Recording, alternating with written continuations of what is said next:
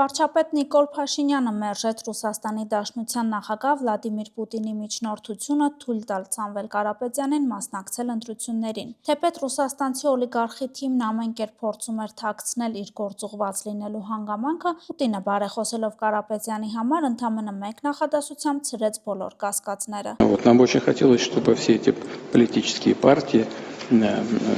политики смогли принять участие в этой внутриполитической работе в ходе выборов. Некоторые, я знаю, находятся в местах лишения свободы, несмотря на то, что у них паспорт российский есть. Это ваше решение, мы не вмешиваемся, но хотелось бы, чтобы они все могли, во всяком случае, принять участие в этой внутриполитической работе. В этих выборах могут принять участие те граждане, только имеют исключительно армянский паспорт. То есть, со всем уважением, люди с российским паспортом, согласно Конституции Республики Армения, они не могут быть ни կանդիդատами в депутаты, ни կանդիդատами в պրեմիեր-մինիստրը։ Հանուն Հանրապետության կուսակցության արտաքին գործերի քարտուղար Արնոլդ Բլեյանը հիշեցնում է հանրային հեռուստաընկերությանը Նարեկ Կարապետյանի տված հարցազրույցը, երբ վերջինս ամեն կերպ փորձում էր ապացուցել, թե իրենք Մոսկվայից կաշկանդվածություն չունեն։ Գուցե ակամա դա նա արեց, բայց մենք տեսանք, որ փաստորեն մեծ կախվածություն է լինելու եւ իդեպ այսօր արդեն Օվերչուկի հայտարարությունը, որ իրենք մեզ փաստորեն մեր ցանկությունը, որպեսզի հայկական մեր երկաթգծի կոնսերցիումի ճակատագիրը որոշելը, իրենք կապում են արդեն Ռուսաստանում գտնվող մասնավոր բիզնեսների հետ։ Այս այն ամենը, ինչ մենք պետք է հասկանանք, թե որքան վտանգավոր է ընդհանրապես Նարեկ Կարապետյանի, Սամվել Կարապետյանի այդ ուժի, այդ Կարապետյանների ուժի,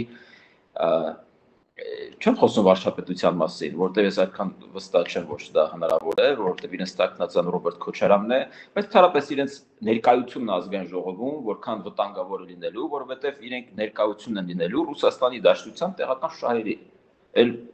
5-րդ շարասյունը փոչով չի լինում։ 2021 թվականից ի վեր Բլեյանի խոսքերով խորհրդարանում ռուսական ներկայությունն ապահովել են Հայաստան ու պատիվ ունեմ դաշինքները։ Նոր խորհրդարանում այդ առաքելությունն ուզում են ստանձնել Սամվել Կարապետյանի, Քոչարյանի ու իրենց փոխկապակցված ուժերի ներկայացուցիչները։ Իսկ ինչու է այժմ Պուտինը բացեիպաց միջնորդում Կարապետյանի համար, ինչը չի բավարարում Մոսկվային։ Չկան գիտակցությունը, որ կան սուվերեն երկրներ եւ իրենց պատկերացմամբ, եթե ինչ-որ մեկը գրում է ՌԴ անձնագիր, ապա դա մի արտոնյալ իրավունք է տալիս, որպեսզի ցանկացած երկրում կարողանան ցանկացած process-ներին, մասնավորապես քաղաքական process-ներին ներգրավելու համար։ Դա է պատճառը, որ ինձ թվում է, որ Ռուսաստանի Դաշնության նախագահի խնդրանքը այսպես մասսայաբար, հրապարակային շատ լուրջ միազեցություն պետք է ունենա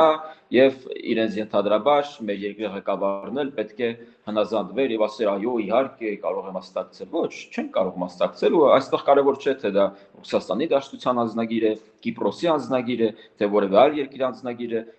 գոյությունի օրենք, որ հերձությունը ցույց չի տալիս որպես այլ անձնագիր ունեցող քաղաքացիները առաջադրվեն որպես պատգամավոր կամ վարչապետ նշանակվեն, ընտրվեն ազգային ժողովի կողմից վերջ, դա կարևոր չէ, թե ով է խնդրում։ Լրագրողների հետ ճեպազրույցում վարչապետ Նիկոլ Փաշինյանն անդրադարձավ Պուտինի հայտարարությանը եւ հարցին, թե արդյոք վերջինս տեղյակ չէր Հայաստանի Հանրապետության օրենսդրությունից, նկատեց, հաշվի առնելով Ռուսաստանի մասշտաբները եւ այն օրակարգը, որի հետ ամեն օր առնչվում է Ռուսաստանի Դաշնության ղեկավարը, վերջինս չի կարող բոլոր մանրամասներին տիրապետել։ Կարծում եմ, որ այդ նյուանսի մասին առնվազն իրեն տեղյակ չէին պահել այդքան բան։ Այսինքն այստեղ Ռուսաստանի Դաշնության, դուք պատկերացնում եք Ռուսաստանի Դաշնության նախագահի օրակարգը, որևէ նախագահի օրակարգ, բայց Ռուսաստանի մասշտաբները մի հատ տեսեք։ Արնոլդ Բլեյանի խոսքերով Պուտինի միջնորդությունը մի կողմից զարմանալի է, բայց մյուս կողմից էլ տեղավորվում է Ռուսաստանի Դաշնության ընդհանուր քաղաքականության տրամաբանության մեջ։ Եվ զարմանում եմ, ճիշտն ասած, որ Վլադիմիր Պուտինը այսպես մասսայաբար հրապարակայնորեն որոշեց այդ հարցը բարձրաձայնել, վստահաբար, որ նախապես նա կարող էր ինֆորմացվել եւ իմանալ, որ Հայաստանում կա նման օրենսդրություն եւ չհայտարարել իր գործակալին